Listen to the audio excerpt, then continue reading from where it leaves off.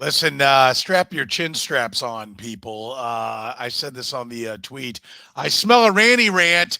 He just said you're going to need to give me a couple minutes when we start this thing off. So I got a vague idea where this thing is going. It is the Kauffman Corner podcast here, brought to you by our friends at GAN Asphalt and Concrete, Kansas City's nationally recognized full-service paving and pavement maintenance contractor. Parking lot problems? There's no such thing. You just call GAN. They make them disappear. Been doing it in Kansas City since 1994. Free consultations, no commissions, in-house crews. Every project comes with a written warranty. You can find them online at ganasphalt.com. What does Rany have to say about where this team is right now? Trade deadline around the corner. By the way, is Scott Barlow now untradeable? The minor league minute has been canceled because there's no reason to even look to the minors. I don't know. I don't know if we have the heart to talk about Salvi as a Hall of Famer. It was Hall of Fame day. I don't know that we can do it. It's all coming up next here on the Kauffman Corner podcast. You're listening to Kauffman Corner, the most in-depth analysis of the Kansas City Royals, breaking down the Royals like no one else can. Kauffman Corner is hosted by Rany Jazayerli and Soren Petro. Rany is a co-founder of Baseball Prospectus, author of Rany on the Royals, and former columnist for Grantland, The Ringer, and The Athletic. Soren is the award-winning afternoon drive host of the program on Sports Radio 810 WHB in Kansas City. Kauffman Corner is proudly brought to you by GAN Asphalt and Concrete, Kansas City's nationally recognized full-service paving and pavement maintenance contractor, making parking lot problems disappear since 1994. Free consultations, no commissions, in-house crews, and every project comes with a written warranty. Find them online at ganasphalt.com or call 816-484-3338. GAN Asphalt and Concrete. One contractor, all things parking lot. GAN Asphalt and Concrete is now hiring for all positions. Project manager, dump truck drivers, operators, and crew members. Starting pay up to $30 per hour based on experience. With paid time off and insurance, just to name a few of the benefits. Check out ganasphalt.com for more info. Now, here's your hosts, Rany Jazayerli and Soren Petro. Well, it's been a tough one. It's been 7 days since we spoke. The Royals have played 7 games. They won one of them. I don't know what you people expect out of this ball club. They get swept by a Yankees team that coming into the series, everybody said was dead and buried, and they were talking about firing everybody in New York. How low has it gotten? Rany, just the facts, please. I know you've been looking some things up. I know you're frustrated. Are we going to stick with facts here, or what's the plan? Yeah, we're going to stick with facts. I'm not going. I hate to disappoint everyone. This is not a rant. I'm very emotionally under control right now. I'm counting on a rant, Rany. I think the facts speak for themselves, Soren. Okay. So, Soren, like pretty much every middle-aged man in America, I went to see Oppenheimer this weekend. Saw it myself. Saw it with my brother and my best friend and my dad and his dad. If that's not a middle-aged man enough, we saw it at 10 a.m. this morning. Are you going to say that like you're going to drop an atomic bomb on this? Where could this possibly go from here? Which is to say, it was the only time we could get great seats with an IMAX theater. But 10 a.m. on a Sunday morning is definitely prime middle-aged man territory. And it was an excellent movie. I enjoyed it. It was historically, I think, quite faithful to the real story as I know it, because I am, like every other middle-aged man, a bit of a history buff. I was somewhat surprised that the movie, this is a tiny spoiler. If you really don't want to know anything about the movie, you can skip ahead 10 seconds, but that the movie did not feature the bomb quite as much as I expected it. The movie was about the bomb. It showed, it talked about it. It talked about the implications, but didn't necessarily show the bomb. And if you're the kind of guy who likes explosions, this wasn't Fast and the Furious. This maybe wasn't the movie you were expecting. But as I came out of the movie theater around 1:00, which is right about game time for the Royals, I realized that if I really wanted to watch a world-class bomb for 3 hours, I'd be watching the Royals baseball game. And I'm not watching the Royals baseball game. And judging from the ratings, neither are any of you. Because this team is so bad, it stretches the bonds of our imagination of what badness can be. And that's what I want to focus on right now. By the way, I tuned in for a Rany Rant, and I got Siskel and Ebert. What the hell's going on here? Well, you got an analogy between the Kansas City Royals and a weapon of mass destruction. I mean, I don't know what more I can give you, Soren. I know. I appreciate it. But here are the facts. And again, I know we know this team is bad, and I'm not here to talk about the solution. I'm not here to say fire everyone. We've had those discussions before, and however well reasoned my opinions are, they are still just an opinion, and you are more than free to have an opinion of your own.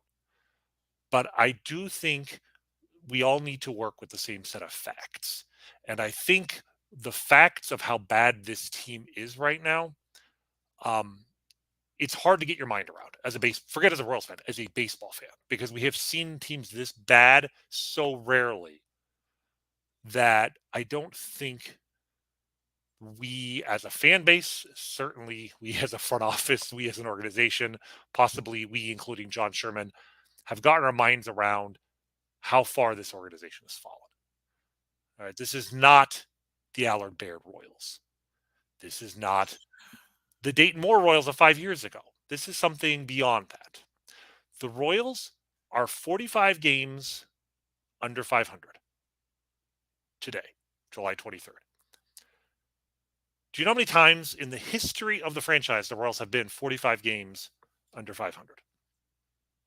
They did not reach that mark until the final weekend of the 2004 season. Meaning in the first 35 years of the organization, they were never 45 games under 500. 2004, they finished 46 games under.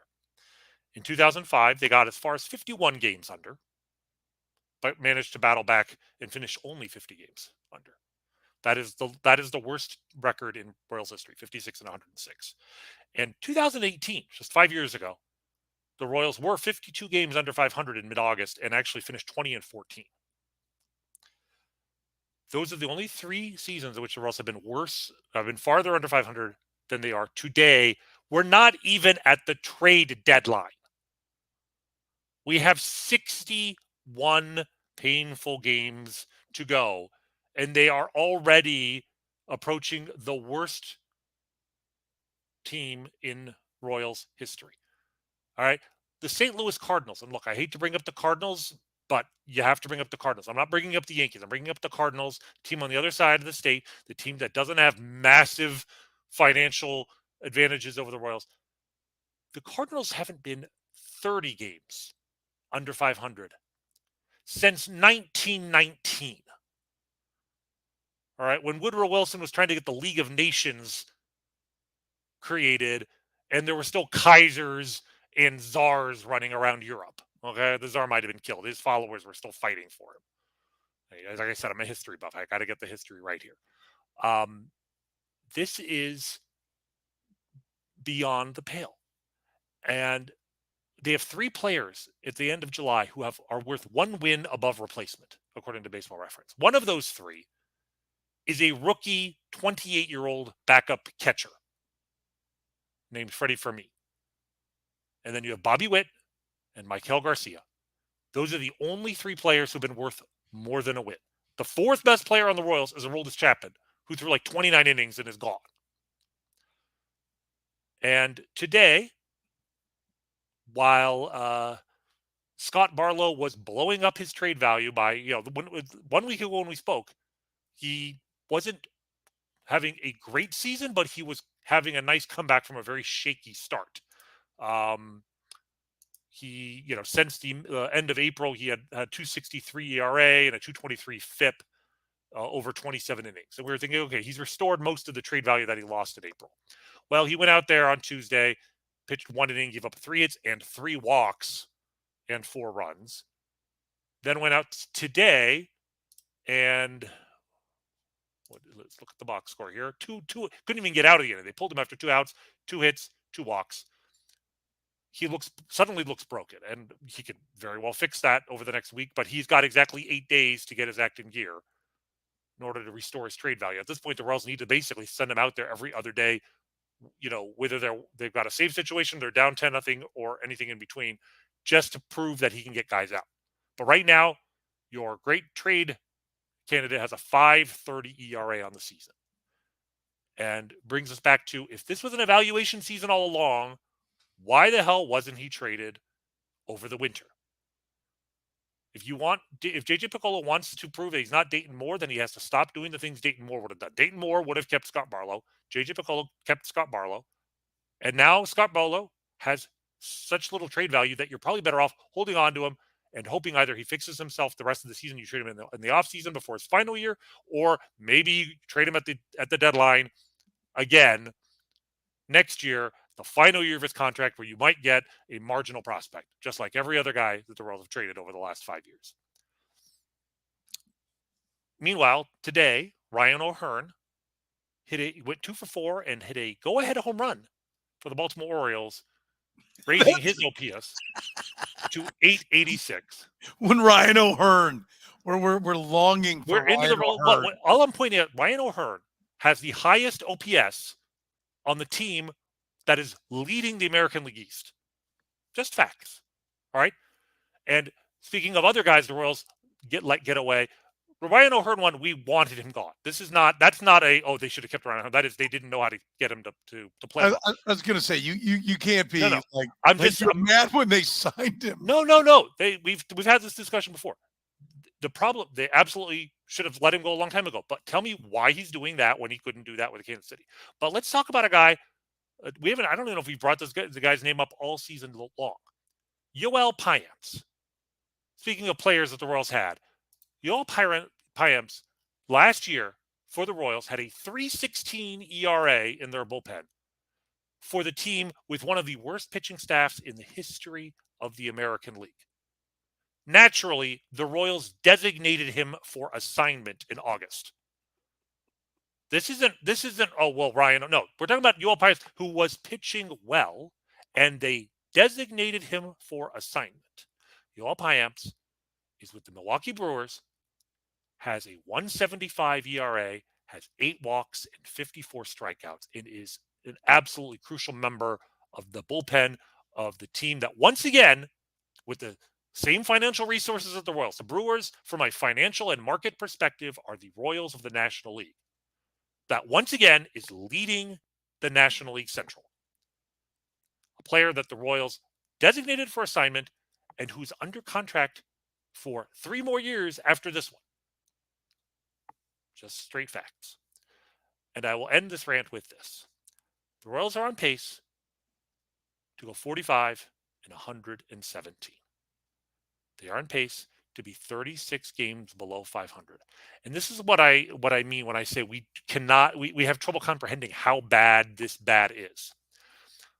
Last year, Soren, the Royals went 65 and 97. Would you agree that was a terrible season? Yeah. It was a season that got Mike Matheny fired, got Cal Eldred fired, that got Dayton Moore fired. Team with the worst pitching staff, one of the worst pitching staffs of the century. That team was 16 games under 500.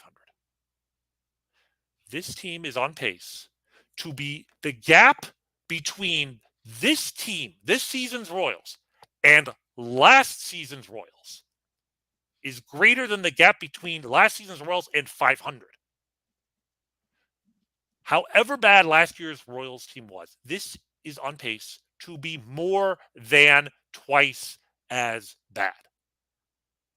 I have to speak in slowly so that even the members of the Royals organization can understand what I'm saying. This is not last year bad. This is not Allard Baird at the end bad. This is a level we have never seen before. We can talk about the prescription for this when I'm done, but I just want to emphasize this is a level of catastrophic terribleness that we have never witnessed in Kansas City, and few fan bases in the history of the sport anywhere in America have seen this either. That's all I want to say. All right. First of all, let me say I think you're incredibly reserved. Second of all, let me just say the comments have been killers.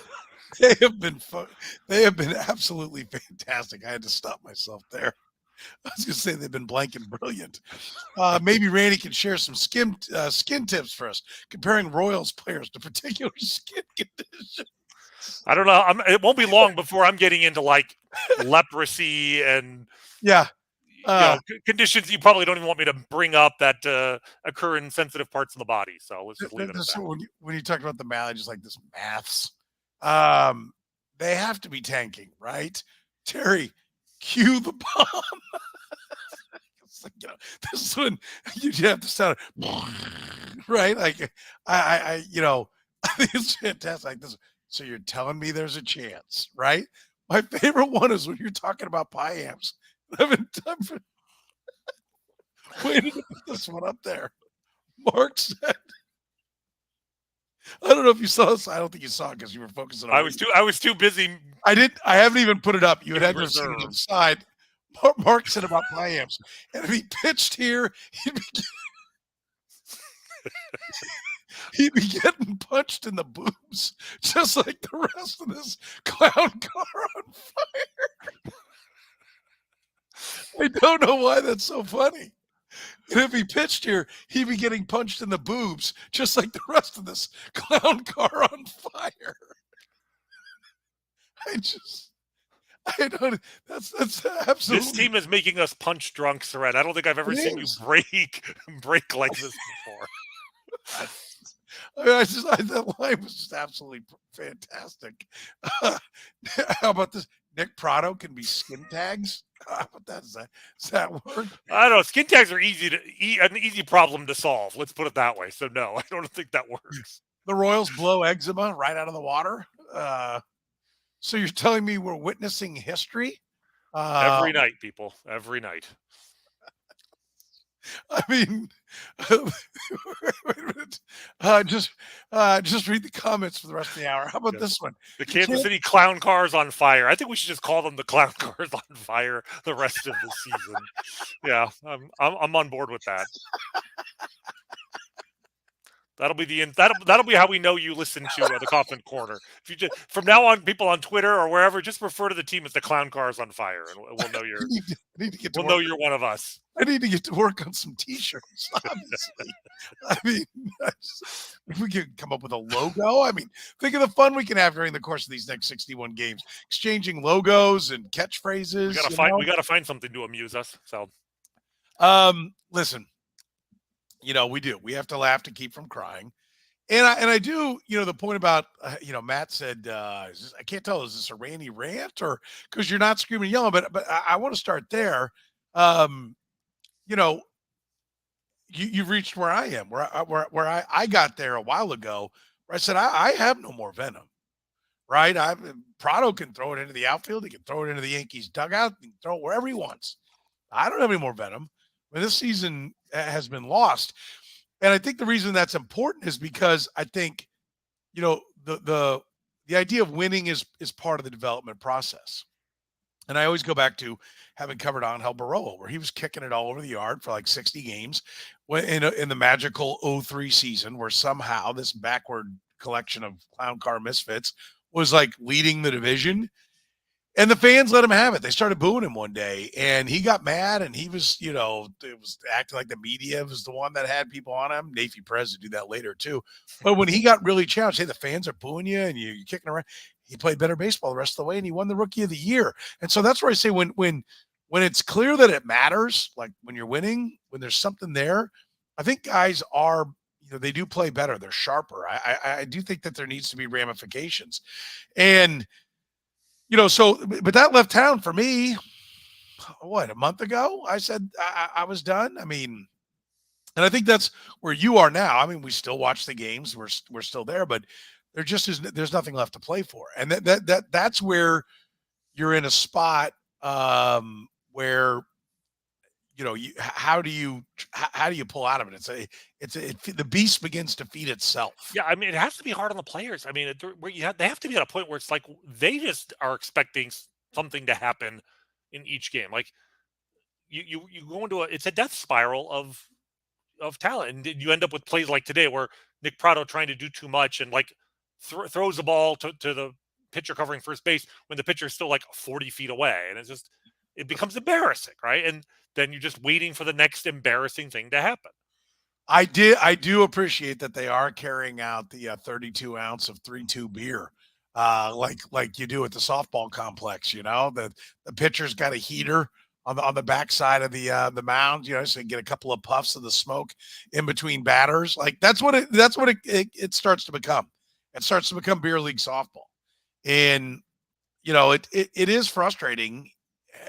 And one of the things we wanted to talk about is, okay, well, what are the positives, right? Like, or is there anything we can hang our hat on and say, okay, here's a positive? There are. Bobby Witt Jr. I mean, he's kind of regressed back again. I know it's clear he's going to be. He had a tough week. We're singing his praises last week, and I know he had a bad week, and it happens. At some point, you'll admit that Jordan Lyles is the ace of the staff. Couldn't say that with a straight face, could you, Soren? Maybe you had a chance before today's start. I don't know. He went 5. I mean, I think that still makes him. He only gave up 5 runs. He did better. He did far better on the mound than you or I would have done. Yeah. So, it's. They have managed to win with him on the mound. One time out of 19, but they have won one time out of 19 when he. Listen, and I'm going to point this one out because Irish Mac is right. He said, "Yeah, but Salvi's our captain," and then he has the, for those on the podcast. Again, you can be part of this frivolity and fun if you want to be with us 10 p.m. 10 p.m. Central on Sunday nights. Listen, there's some other stuff. JB's like blank the captain BS. I love Salvi, but who honors a leader of a failure? And I get what you're saying. And that's the thing. The Royals are, and I'll give a friend of the podcast, Eric Eager, some love, who dubbed it several years ago, and I love it, fake trophies. Mm-hmm. The Royals are the king of fake trophies. Well, Salvi's our captain. Well, Salvi might go to the Hall of Fame one day. Like that somehow, listen, you're in the win business. Win first and foremost. And this is the mistake they've made. Dayton Moore extended Salvador Perez with a contract so big that it's actually difficult to trade. And because of that, you now have a player that you can't get rid of because he's got 10-5 rights. And so they were thinking about, well, the Royals fans want to see their favorite guy, Salvador Perez. Yeah, everybody wants to see Salvador Perez on a winning team, but nobody gives a crap. So every decision has to be made about winning. And they make decisions to say, like, look, we debuted 4 starting pitchers or whatever it was from the same draft class. Remember that a few years ago? Look, they threw Alec Marsh out there for Chum, or I don't even remember who it is. They had Coar, and they had, look at all these different pitchers. Yeah, but none of them are good, right? Like just that whole nonsense about who they promote, how many big leaguers they have. I understand the culture of baseball. It is a big deal to make the big leagues. And I'm not trying to diminish that. When you have to fight through all these minor leagues and the game of baseball is hard, I'm not minimizing guys getting to the big leagues, but like when the team champions, how many guys they've got to the big leagues, when they're the one who decides who comes up, like it needs to be how many guys that have come up to the big leagues and make an impact. And so they get excited about things that just don't matter. And they've made decisions. Well, MJ Melendez has got to hit. Like right now, the one thing that I can say is the team doesn't fit. It hasn't fit. That is a problem. Like maybe Prado's not throwing the ball into the dugout if he played first base all the time. If he didn't also moonlight as an outfielder, because you can't come up with any outfielders. At some point, and I think this is where they're at. I mean, I will say this. Many times I've said embrace the suck. Like when you suck, embrace it. When you have nowhere else to go, that's great. This is a cleansing, freeing moment. Now, JJ Piccolo, if he comes back next year, should embrace that. And he needs to tell John Sherman that that's what he's going to do, is embrace it. Not somehow we're going to move 1 or 2 guys here or there. We're going to sign a pitcher, and we're going to be back. You're not close. You're not anywhere near it. And John Sherman may embrace the suck by brooming everybody. Well, right. And people have said it. I mean, I'm all for JJ Piccolo getting a trade deadline, getting an off season, getting time to restructure the front office, getting time to restructure the development side. I am all for it. But if he at the end of this year said no, it's clear by what the fans are saying right here. Like, if not him, then who? I don't care anyone. And so It is. It's reaching scorched earth ground. They need to embrace the idea that there is nothing sacred on this team. Nothing sacred on this team. And I right now will not call for JJ Piccolo's job, but if we get to the offseason and they say that they're not changing scouting and development people, then that's it. Then they all go. It all has to be torn apart. And if they tore it all apart, I won't stand in the way, and I won't say that they're making a mistake. I mean, this is pretty rough. And here's the problem. I mean, actually, I had a conversation today this week with a longtime major league front office guys. Had plenty of success in different organizations, and he was making the point that, like, JJ has worked with these guys for 17 years in this organization. He kind of has to be an a-hole to those guys that he's worked with forever, because he has to fire those people. He has to fire a lot of them. Certainly, I mean, I think in the front office, but certainly in the minor league system, maybe some of those guys haven't been there 17 years, but like, you think about, just look at the Royals front office directory, and all those guys have been there since 2006, or some cases, earlier.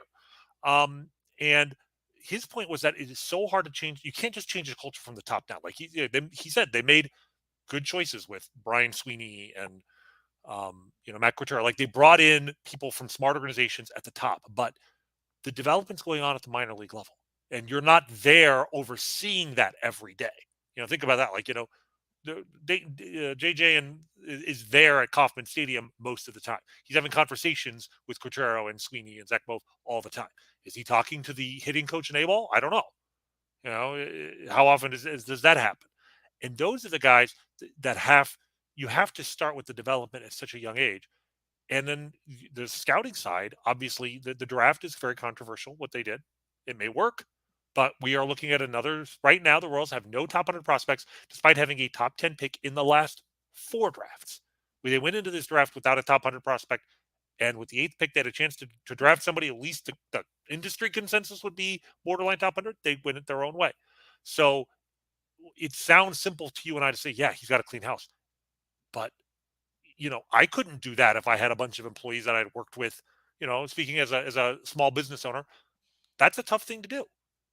Yeah, I'm not questioning his. I think he could, Randy, especially he has to. That's my point, is that he has to be a bit of an a-hole. No, but I think I don't even think he's an a-hole, Randy, if he does it. I mean, and you certainly could, because, I mean, you work in the medical field. And if you had people, like, if you make mistakes in your line of work, people get sick, right? Well, I think I would like to think I wouldn't have waited 17 years to do it too, right? No. I've had to let people go. But the industry has passed you by. That's right. what the Royals have to confront, this reality that the game has passed them by, and the people who aren't willing to keep up with the game today have to go.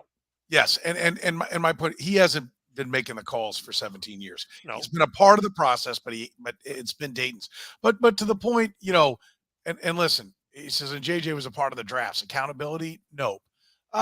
Yeah, I agree. I understand. Like, we can go back and say they should have fired everybody at the end of last year all we want. And more and more, it's looking like that should have been the plan. No one's here to argue that.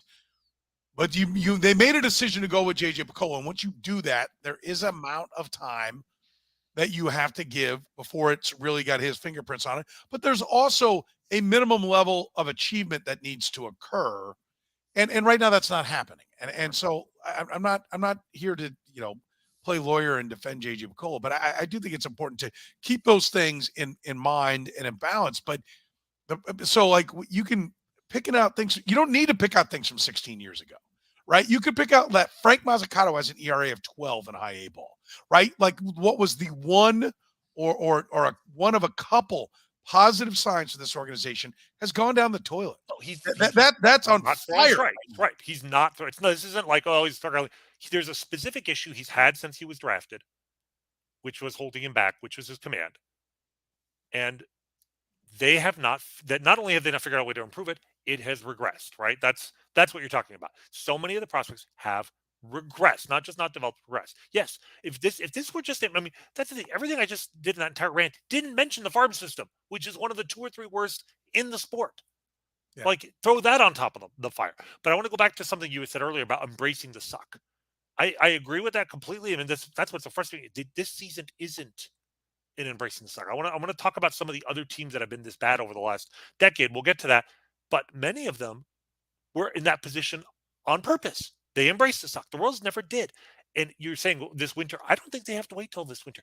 If JJ Piccolo wants to make to send us a signal that he gets it, that he understands where they are, and that he's willing to do what Dayton Moore was never willing to do, he has 8 days to embrace the suck. He's already screwed up with Scott Barlow, but there's other things he could do. Carlos Hernandez should probably be on the trading block. Carlos Hernandez has to be traded for the same reason Scott Barlow had to have been traded last year. All the mistakes they've ever made. A year from now with a guy who can't find the strike zone and has no value, like Scott Barlow has no value. Unless he goes back into the rotation, becomes an above average starter, which is possible, but probably not with the Royals. But unless that happens, I don't know if Carlos Hernandez will have more trade value in his career than he does right now with 4.5 years worth of service time, still incredibly cheap, and it's proven he can be a late inning reliever.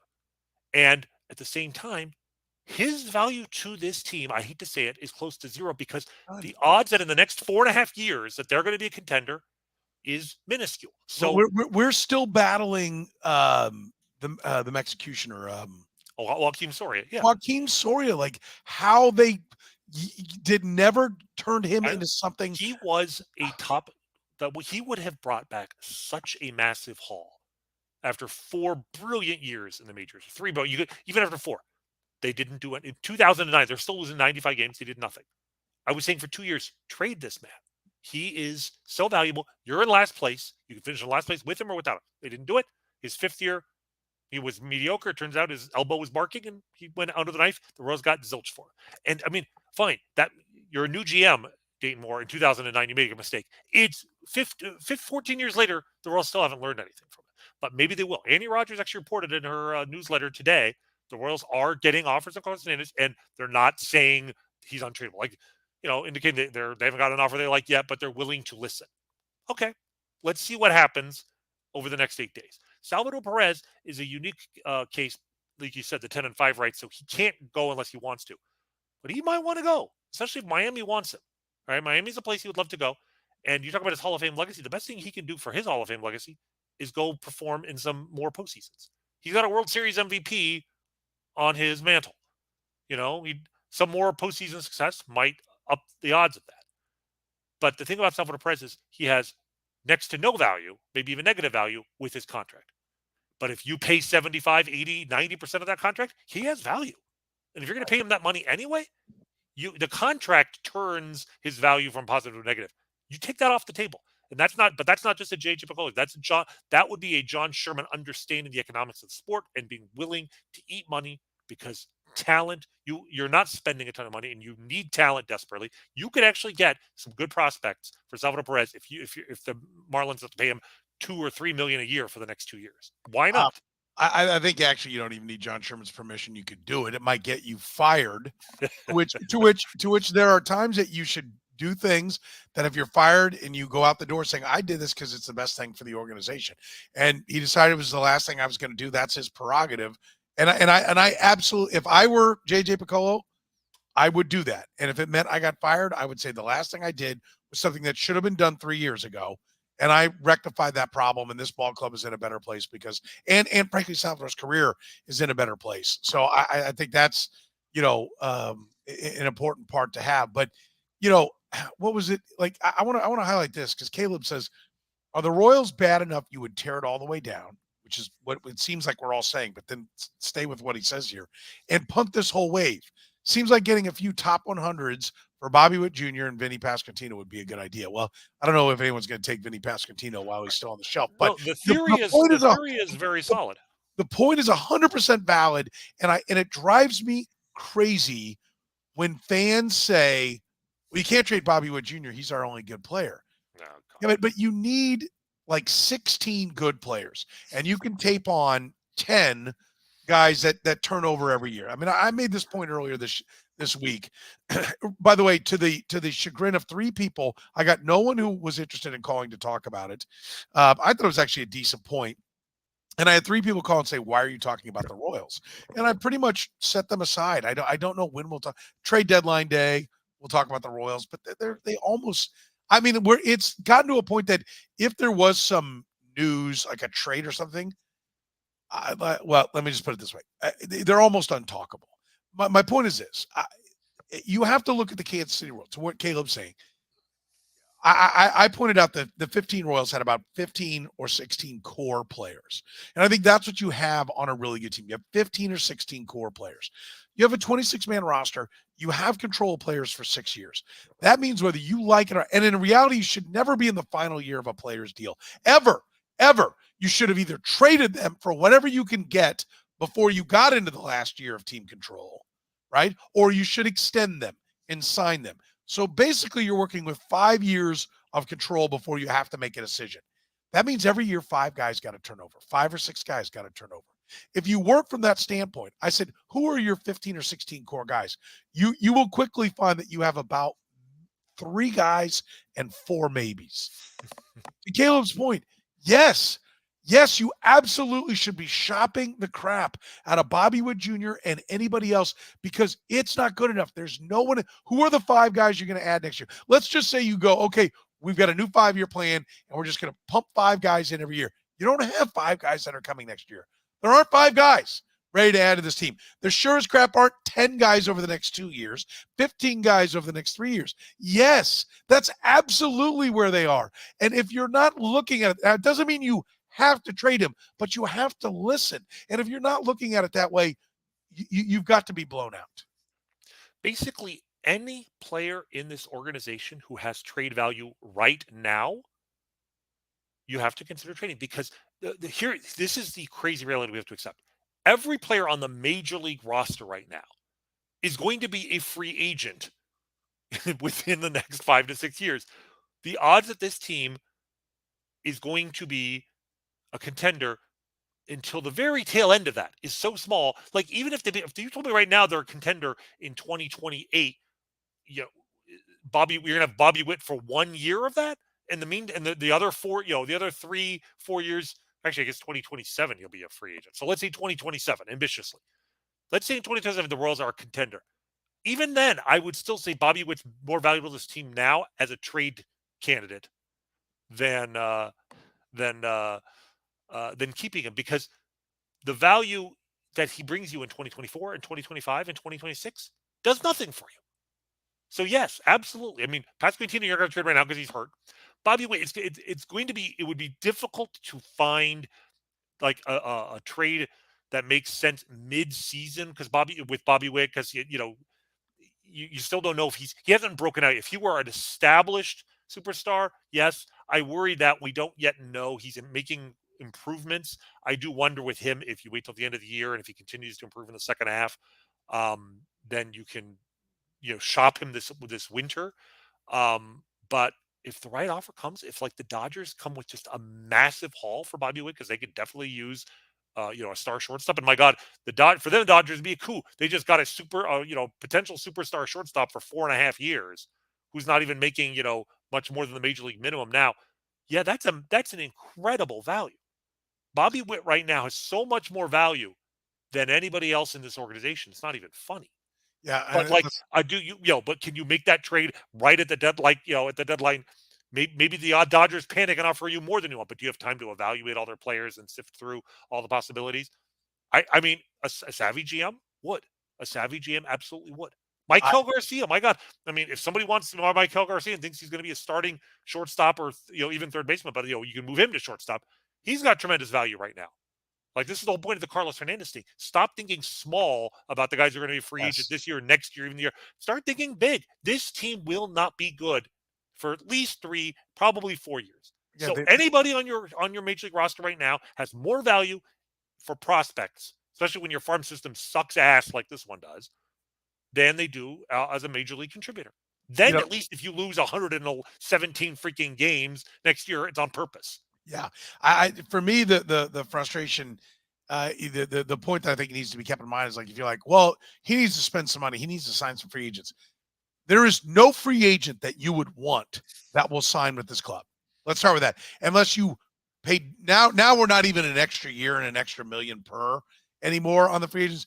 You're going to have to just like give $35 million a year to a $10 million pitcher to get him to come. No one is coming here anyway. So the idea that free agency is going to bail you out is gone, right? Like that's not happening.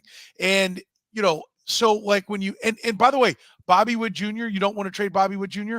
Why? And everybody pointed out. So like, a couple of people have said, well, who needs an athletic, no on-base shortstop? There are still limits to his game, but he has value out there. Probably, I think somebody would look at him and go, we're putting him in center field, and let's see what happens. But anyway, okay, but here's the point. 5 years from now, Bobby Wood Jr. is not signing on either. Right. I was going to say, he's not willing to sign a long-term deal. Can't keep him. And we were annoyed by that. We thought we could get him signed before he started his major league career. You know what? He made a smart decision. Would you want to be tethered to this team for another decade? To this organization? So, you know what? If I was willing to make that. If I was getting the Fernando Tatis deal, which people were talking about, yeah, because I would have hoodwinked the Royals because I'm not good enough for even a third of that deal. But, by the way, I like this one. Isn't Bobby Wood Jr. our next captain? Yeah, good point. Another, fake moment to get excited about. I mean, listen, and that's the thing is when you get to this point, and again, that's why I coin phrases like embrace the suck, then you have to embrace it. Like trading Bobby Wood Jr., you're not a fool when you say, listen, we have to restock the system and we got 3 really good prospects. Like Bobby Wood Jr. right now with all that team control and somebody else looking at the Royals going, well, we can do better developing him than those guys did. There's still a lot of value there. So if you could get, a couple of top 100 prospects, yeah. I think you could probably get 3. I really do. I mean, we're talking about a player who's not a superstar, not even a star, but like he's right there. Here now, the question is, could you wait 2 months? Even if you wait a year and a half, like if he actually takes the leap as a Royal and then you market him, then you're talking about like I'm trying to think of a comparable player that was traded with like 3 years or 3.5 years, who's 24 years old. So I'm not saying like I won't be disappointed if they don't trade him in the next 8 days. I'm just saying they need to start thinking big. Yeah. Right. Carlos Hernandez would at least be a start, but Salvador Perez with the money would also be a signal to the fan base as well as the organization. Yeah, there are no sacred cows anymore. And there is a segment of the fan base that'll be like, I'm never going. Why would I ever go to a Royals game now? Salvador Perez is gone. Okay, why would you go to a game when they're hurtling towards 117 losses either? So at least do the right thing. GAN Asphalt and Concrete proudly, I hope, our part of the equation. They're proud to bring you the Kauffman Corner podcast. They're hiring a great Kansas City company, one of the fastest growing, best companies in KC to work for. All positions, managers, truck drivers, operators, crew members, starting pay up to $30 per hour, pay time off, and insurance, just to name a couple of the benefits. It's GANasphalt.com for more info. That's GANasphalt.com. Proudly serving the greater KC area. GAN Asphalt and Concrete, one contractor, all things parking lot. You had some other teams that you wanted to mention. Well, I doing some research here, and I found, let's set the bar. Not even 100. They're on pace for 117 losses, but let's look at the teams that have lost over 110 games in a season, 111 or more. In the American League, it's been done 10 times, but 5 of those were prior to World War II. Let's look beyond that. What's fascinating is from 1940 until 2013, so 72 years stretch from 1940 to 2012, there was just one team in the history of the American League that lost over 110 games. That was the 2003 Detroit Tigers. Right, they lost 119 games, American League record.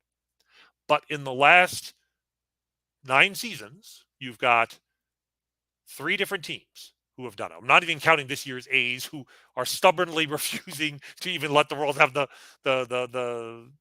pole position for the first pick in the draft next year. They'll get there. They're an abomination, but it's easy to understand why. I mean, they've gone full Rachel Phelps on the league, right? So we'll put the A's aside. But those 3 teams are the 2013 Astros, the 2018 Orioles, and the 2019 Tigers. The Tigers somehow did it twice in an 11-year span. So we've had it rough. The Tigers have had it pretty rough. Although in between, they had a great stretch, and that's something I want to talk about. Because when you look at those teams, the 2003 Tigers that lost 119 games, what did they do? They had already fired their incompetent general manager the year before, like 1 week into the 2002 season. I was living in Detroit at the time. They fired, what was his name? Smith. I can't remember. Mike Smith, not Mike Smith. Something Smith. There are a lot of Smiths out there. Who was their general manager? David Dombrowski had just been brought in, Right. and Dave Dombrowski had a tremendous track record of success building the what turned into the best team in baseball in the Montreal Expos before the strike in 1994. He had left by then to the expansion team, the Florida Marlins, that won the World Series in their 5th season. So he had proven track record. He came in before the 2002 season, saw it as a president, saw what was happening there, quickly made a decision it was time for me to take over this, and they got worse for that for the first full season, but with a purpose. And the 2003 to 2006 turnaround is one of the truly great turnarounds in baseball history. You go from the worst team in American League history to the American League pennant in 3 years. That was a testament to Dave having a great general manager. You look at what that 2006 team did, and in 3 years, how do you go from the worst to the best? You make incredible trades for guys like Carlos Guillen and Placido Polanco. They gutsy free agent signings. Maglio Ordonez. The industry thought he was hurt. He had a knee problem. They signed off on the medicals, and they got a great player there. They moved Brandon Inge, who was a catcher who couldn't hit from behind the plate, turned him into a great defensive third baseman, and his bat came alive.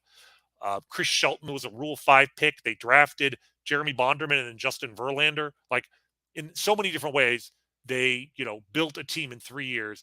They drafted Curtis Granderson, even Joel Zumaya. Like, there was so much talent they added. Smart GM. So that's one example. And then I mentioned the 2013 Astros. 2013, a very similar situation. Jeff Lunau was brought in after the 2011 season. They had already lost 106 games. The team hit rock bottom. The owner brought in highly touted general manager candidate.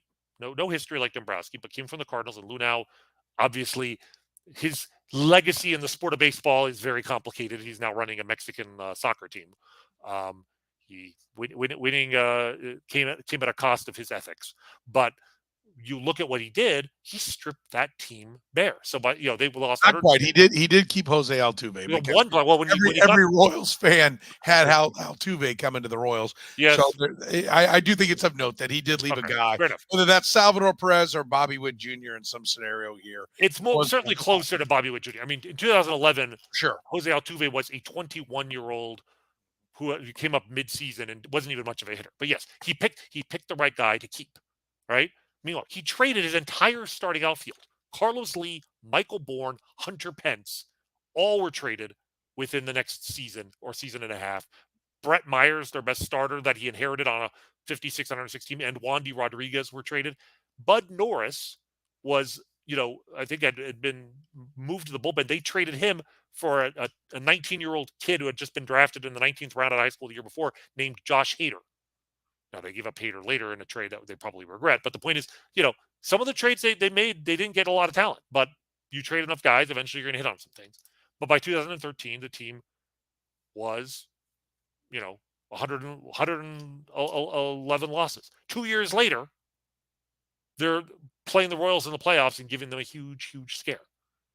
Because he knew how to, is a good GM who had been brought in. The GM responsible for the mess was not the GM that was left to build the team up. And then the final example I mentioned was the Orioles, 2018. The 115 losses at the end of the season.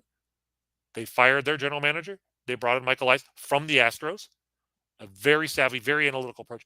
The Orioles, to me, are, I'm thrilled to see them in first place. I'll be rooting for them throughout the playoffs. That's a city that deserves a champion. They've been 40 years, but they have been so smart. Everything the Royals have done wrong, they've done right. That's why the Ryan O'Hearn thing, I think, is so compelling. While the Royals are drafting guys that they have no idea what they're doing with and are not top 100 prospects, they're getting Adley Rutschman, yes, but also Gunnar Henderson is having a great year for them. Then and this year they just in the last couple of weeks they brought up like all these college hitters that they were taking in the first round that have worked out for them. Colton Cowser just made his major league debut. Jordan Westberg just made his major league. But this is a team in first place and is bringing up talent at the same time. They've got a great farm system and a great team because they brought in a new general manager. There's one other team I haven't mentioned that lost 100 and over 110 games in the American League not that long ago. That was the 2019 Detroit Tigers. They went 47 and 114. And I find them very interesting because their general manager situation is probably the most comparable you'll find to the Royals. Dave Dombrowski, who had been there forever and had built a team that had, I think, won 4 consecutive division titles, left in the middle of the 2015 season. I don't know if there were some personal issues there. He wanted to move on. They let him go. He went on to Boston, mortgaged the future there, and won a World Series, and then moved on to Philly. His longtime lieutenant, well respected, its assistant general manager, Al Avila, was promoted into that role. And unlike in the Royals situation, you could see that, well, this is a team that had a long history of success. This guy has been responsible for a lot of that success, so they gave him the job. But things did not go well for Al Avila. And in his 4th full season of being the general manager, I mean, the team basically got worse every year. They won 64 games in 2017, 64 games in 2018, and then 47 and 114 in 2019. But they didn't fire him. He kept the job. And then the pandemic year, they were 23 and 35, didn't come close to the playoffs. 2021, respectable, 77 and 85. Finally, last year, 66 and 96. He was fired. They brought in the new guy, Scott. What's his name? He came from the Giants, and I think the Tigers in the last year, their arrow is definitely pointing up. But the point is, the Tigers had a terrible season, stuck with their general manager who had inherited the job from the previous guy who'd won a world, went to the World Series. It didn't work out. 3 years later, they after having the number 1 pick and taking Casey Mize, having another number 1 pick and taking Spencer Torkelson, they had another top 5 pick, took Riley Green, have made basically zero progress, and ultimately he lost the job. Again, I'm just mentioning facts here. There are examples of teams that have done this, that have been this bad, and have used that as a springboard to success. Right. But every one of those teams brought in a general manager from outside. The team that promoted from within and stuck with that guy, they're still rebuilding 4 years later. Yeah, and this team is at a point where, like I said, there's only a couple of things left that you could even move, and so there has to be massive change somewhere in this front office. I'll say that if they're not changing people in the development side and people in the drafting side, then you start at the top, and that's where we are. Is there anything, Carlos Hernandez, anyone else you think would be in the market for a trade? Like for me, and you mentioned it, they have to get creative. There's nothing irritates me more, and anybody who's played fantasy sports of any kind. Well, I'm open for business. Yeah, okay. So what do you got in mind? Send me a trade offer, right? Like even in fantasy sports, you're like, I don't need that guy going like, I really like this guy. Okay, make me an offer. Right? I got a job, I got a wife, I got kids, I got crap to do. I'm not going to sit and construct it all because you have a whim.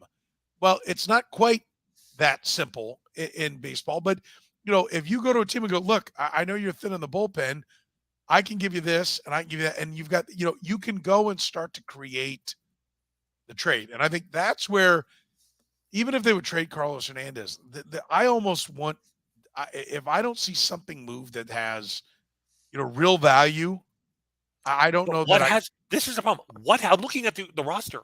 What has real value that isn't like selling really low? Like you could probably trade Brady Singer. Sure, you could.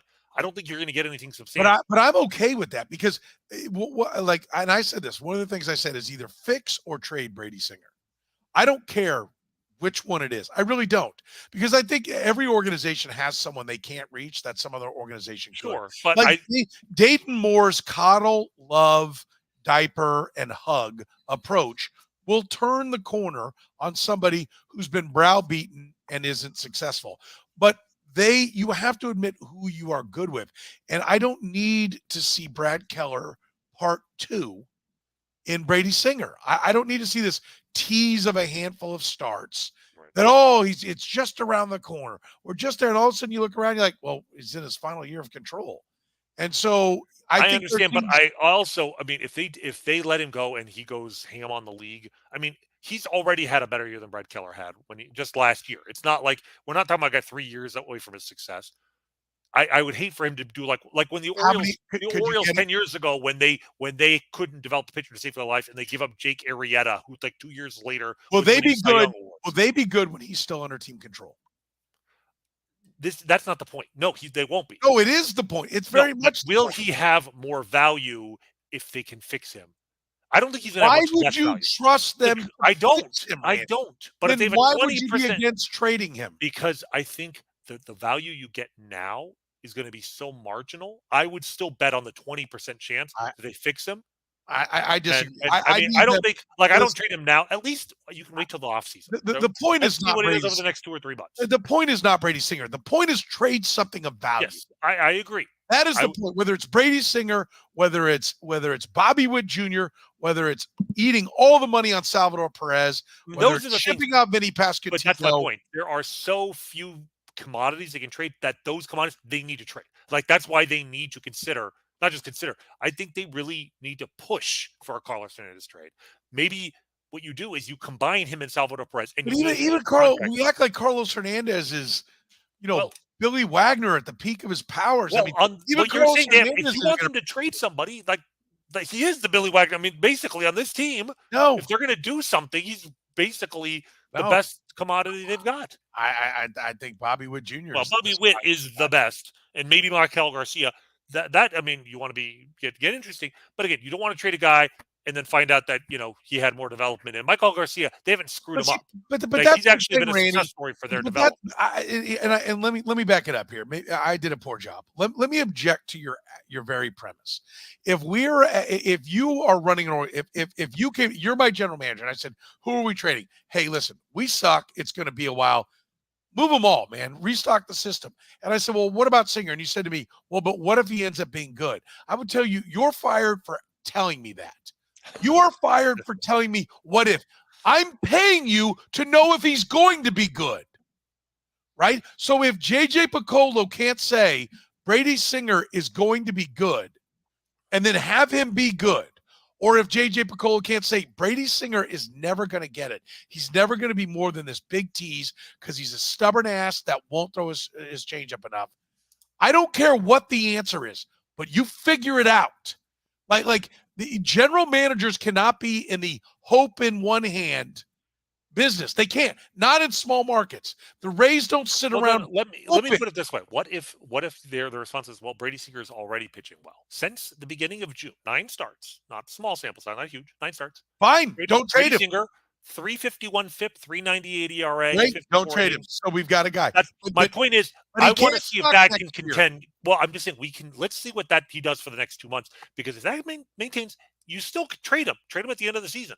But I'm just saying, let's see if they have fixed him. I don't think he's going to lose all of his value in the next 2 months. But in the meantime, focus then on trading some of those other guys who may still be at the peak of their value. Look, first of all, they're not going to trade Brady Singer. And let me tell you where this goes. They don't fire anyone. They don't trade anybody of note. And then as the last guy off, I announced they have to blow up and fire this entire organization. Let me just tell you, that's where I think this is going. I think sometime this offseason, I will have to go on the radio. And I take this very seriously because I know there are families and lives. Mm-hmm. And if you fire J.J. Piccolo, you're blowing everything up. There are lots of people that have to uproot their families. I think about that before I say this guy should be fired. Okay. On any general manager level, I always think about that. There are human beings involved. But if you ask me, where is this going? That's where it's going. I see the day, and the reason I see it out there and it's like, well, why aren't you there right now? Because I've set certain things that are criteria to where I get there. And one of them now is not changing anything in the front office or scouting and development side. If those don't change, I will be there, right? Sometimes it's a win. I was ready to call for Dayton Moore to be fired in 2013 if they didn't have a winning record. I said, if it's not a winning record this year, Dayton Moore has to go. They had a winning record, all right? So let me just say that, first of all, it's out there. But it's fine for us to sit here and say, I'm not going to scream and yell if they don't trade Brady Singer because he might be good. The general manager of a major league team has to know who is good and who is not. You have to pump up the value of those who you know are not. And you always come back to the Allard Baird, and I'm going to tell you, Allard Baird stood with a spoon in his hand in a gunfight. Piss on a knife in a gunfight. Oh, I know. And that's why it's astonishing Boom. that this team is so much worse than Right. Allard Baird's teams when he had no resources. And so and my point is, I know I had conversations. There were players, and I watched him. He's like, we can build the value on this guy. We can move. Like the general. If you're a general manager, you have to know what Brady Singer is right now. When you draft him, you have to be pretty damn good as to what he's going to be. But when you've had him in your minor leagues for 3 years, had him in your big leagues for 3 years, it cannot be sitting around like, well, what if? No. You have to know what he is and how he works with your people. And that is true of anyone. That's Bobby Witt Jr., anyone that's been in this organization for 4 years at any level. JJ Piccolo should be expected to get it right. Frank Mazzucato, he needed to, he's not there yet because he hasn't been in for 4 years. But let's say he sucks all this year. Then he comes back, repeats that level. He's looking good, but he's still warring with the pitching coaches down there as to what pitch he should throw. He's not really finding the strike zone. Then you know what you do? You leave him there. You leave him there. You let him build up the strikeout total. You don't worry about what pitch he's using. Like the fact that he's not using this pitch, he's only getting the bad hitters out. He's still walking the guys that are real prospects. Fine. Blow up his value and trade him. You have to conclude what these players are. And you don't have to be 100%. If you're 67%, if you're right on 2 out of 3, and then you are active and you trade them, you will be a better ball club. That is what the Rays do. They conclude who is the good player. And they make some bad trades. Of course they do. They do. It's the and cost that's of doing my business. point. Right. But they make more good ones than bad ones. And if you don't trust yourself to make more good trades than bad trades, what does that say about you? And that's what is so, exasperating about this team is good or bad, they trade so rarely. And it's so funny because when they did trade, when they were good, it worked out brilliantly. Cueto, was up and down, but Zobrist was a key. And the guys they traded, you just said it, they traded them at the peak of their value. They didn't turn into anything. John Lamb, Cody Reed, the guys they traded for Johnny Cueto. I mean, Minaya turned into somebody. He never became the star. He was the value that you gave up was commensurate with what you got, and he never stayed healthy long enough to really make you regret it. So, trading for Josh Willingham, that turned out to be a good move. The year before, but when they're bad, they just never make trades to try and shake things up. Okay, we don't do this where we just sit and talk about the baseball player and we talk to everybody in our system. But let's take what is Bobby Witt Jr. and what is Brady Singer? 2 years from now, what are they? What do you think each of those players are? I think Bobby Witt Jr. was going to be incrementally better, over the next in 2 years. Slightly better batting average. I think he's had some bad luck this year. I think he will walk a little bit more. His on base should be better. I mean, I look at him now. What is he around a 290 OBP? I mean, that's his big weakness. 443 slugging. Yeah, I think you're talking about a 330, 480 kind of player who's either playing shortstop or maybe a good defensive center field, still playing a key defensive position, still has elite speed. That's a 4-win player. That's a borderline all-star player. That is a and with still room to improve. He'll only be 25 years old. That summer, he turns 25. So yeah, he's going to be a very valuable player. Brady Singer, I have no freaking idea. If he can start throwing a changeup 10% of the time and get back to where he was last year, he could still be a poor man's James Shields. That is a possibility. I believe in that. You think he'd be a poor? Can be. What will he be? I don't know because the range is that. But this is the exercise. Yes, that for the Royals, they need to figure it out. They need to be right. And if he's going to be a reliever, then you trade him. If he's going to be James Shields, then you stick with them. Better get it right. It doesn't have to be 100% of the time. Like you said, 2 out of 3, you better get it right. But the problem is the decision they make on every single player is keep him. Yes, because in my opinion, they don't know either. Right. And they don't have confidence. So terrified because they've had so little success. And this is where they are now. It's paralysis by analysis. It's fear of making the mistake. But it's ironic because when they do make trades, they generally do a good job. Right. So if I were John Sherman and you told me that, you're fired. And the reason you're fired is because I need someone who knows what they're looking for and where to go. And I don't feel like right now which you shouldn't, nor should I, nor should any fan. We don't spend 10 Right. hours a day, every day doing it. But if that's the answer your general manager is giving you, that's a big problem. Yeah. Yes. They need to know. I mean, JJ, I'm still waiting for that transaction that's puts his reputation on the line a little bit and says, we think this player in our organization is, overvalued or undervalued or whatever. We think that the player we're getting is better than the player we're trading away. Where is that move? I mean, the Aroldis Chapman trade, great. The way they handled the Aroldis Chapman, great, but like they were going to trade him. It wasn't like they traded a player in the organization that maybe that had a future with the organization and making a bet that he doesn't.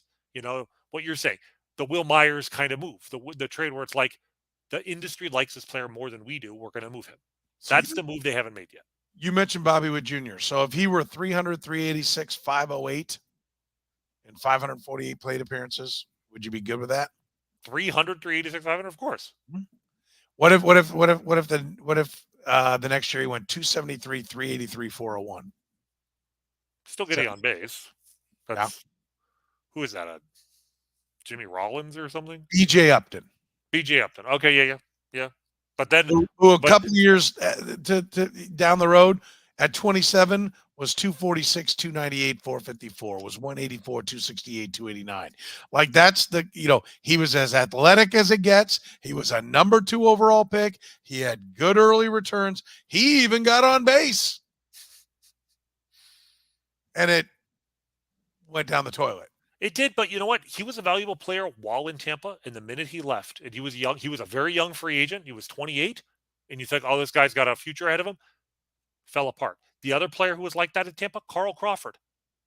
They played him. They didn't trade him. They used it because they were competitive. He was great. His final season in Tampa Bay was terrific. Went to Boston, huge disappointment. So again, what is it? Is that Tampa realizing they don't have a chance to sign these guys? Fine, but also Tampa getting more out of their players than other organizations. That's an organization that's running on all cylinders isn't just evaluating their players better; they're making their players better. Are the Royals making their players better? Like, are we seeing guys come up for the minor leagues, Michael Garcia accepted, and actually perform better than we expected, or even as well as we expected?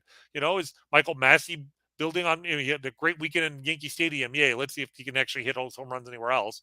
MJ Melendez made a change in his batting stance after the All-Star break. He's actually hit fairly well in about 8 games. We'll see if that continues, but he's been terrible for the year. Nick Pratto still striking out too much. Drew Waters still striking out too much. These are the guys that they're not making better. So again, they're broken on so many levels. If you're terrified that MJ Melendez or Bobby Witt Jr. or Brady Singer or Vinny Pasquantino or any of these guys, like, oh my God, they might end up being good, then there's no way you can not trade them, any of them, and keep the same people coaching them and keep the same people developing them. Yeah. Right? That's the bottom line. Yeah. All right, anything you want to part with? I think we've said plenty today. Yeah, I think so too. I think that's enough. We still got 2.5 months left in the season, so good Lord, keep the powder dry for now. Yeah. Gann Asphalt and Concrete, great KC company. Great Royals baseball fans, just like you. They love their Royals baseball. You can find them online at GannAsphalt.com. If your business has any kind of problems in the parking lot, don't let your first impression that your business gives be a terrible parking lot with all kinds of potholes and problems. They do it all, whether it's striping, paving, starting from scratch, fixing. They do it. I've been doing it since 1994. One contractor, all things parking lot. That's Gann Asphalt and Concrete. Find them online at GannAsphalt.com. Or call them at 816-484-3338. Make sure you tell them you heard about them here on the Kauffman Corner podcast for the good doctor, Dr. Rany Jazayerli. My name is Soren Petro, saying thank you very much for joining us here on Kauffman Corner. Go